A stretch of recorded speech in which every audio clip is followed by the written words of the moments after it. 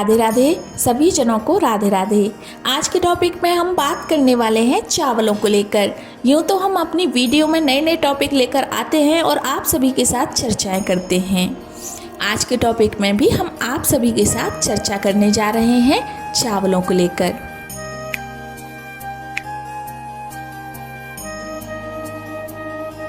YouTube पर भी कई वीडियो ऐसी देखने में आई हैं जिसमें भ्रम फैलाया जा रहा है कि चावल दान नहीं करना चाहिए, चावल दान करने से अहित होता है।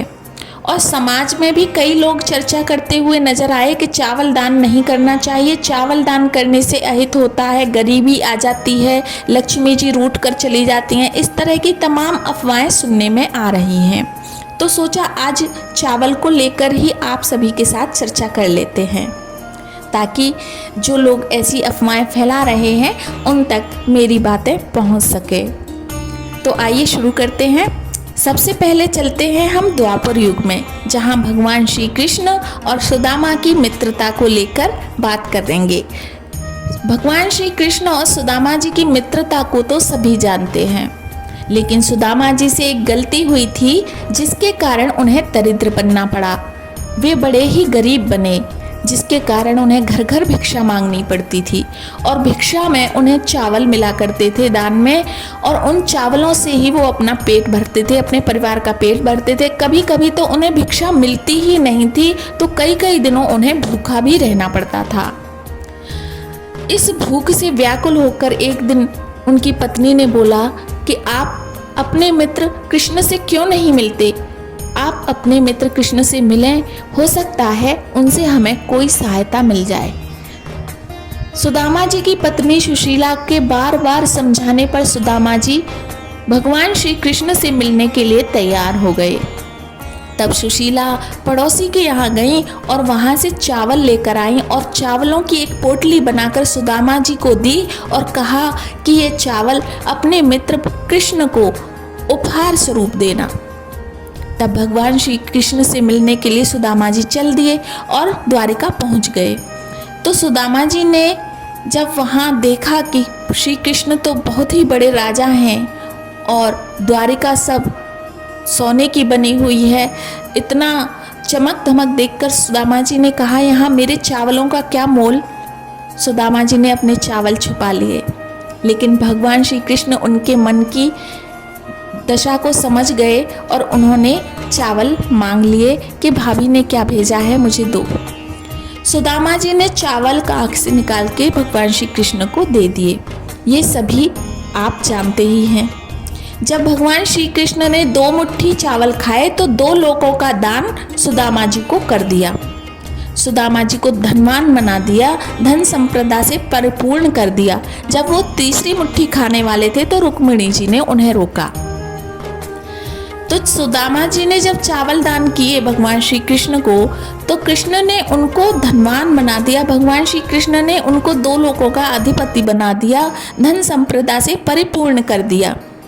तो ये कौन कहता है, कौन अफवाह फैलाता है कि चावल दान करने से दरिद्रता आ जाती है, लक्ष्मी जी रूठ कर चली जाती हैं? ये सब अफवाहें हैं, इन पर कभी भी विश्वास नहीं करना चाहिए। हमेशा शास्त्रों पे और आचार्यों की बातों पर, जिनको आचार्यों को शास्त्रों का ज्ञान है, उन्हीं पर विश्वास करें, अफवाहों पे बिल्कुल भी ध्यान न दें।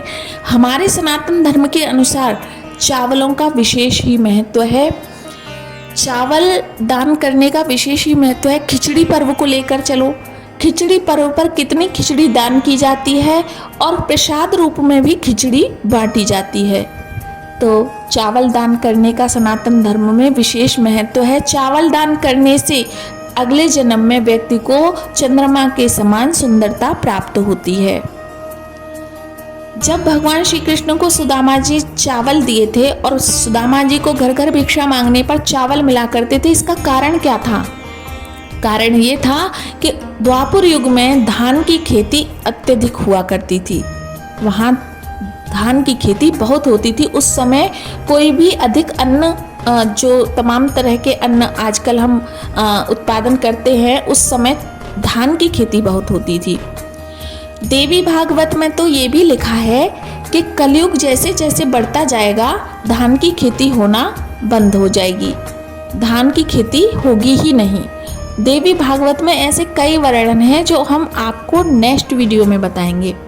लेकिन ये सुदामा जी का चरित्र सुनकर आप सभी समझ गए होंगे कि चावल दान करने से कभी भी किसी का अहित नहीं हो सकता है। सभी मन खोलकर चावल दान करें। चावल दान करने से भगवान विष्णु खुश होते हैं, माता लक्ष्मी की कृपा बनी रहती है और घर हमारा धन संपदा से भरा रहता है।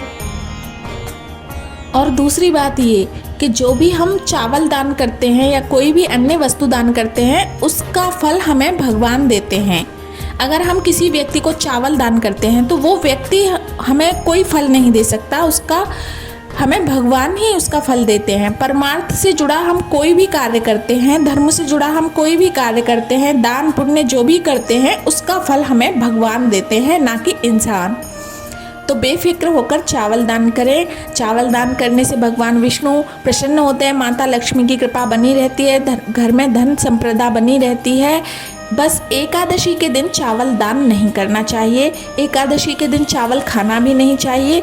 एकादशी को छोड़कर बाकी किसी भी दिन आप चावल दान कर सकते हैं, बेफिक्र होकर कर सकते हैं। नेक्स्ट वीडियो में हम फिर मिलेंगे नेक्स्ट टॉपिक के साथ। तब तक के लिए राधे राधे।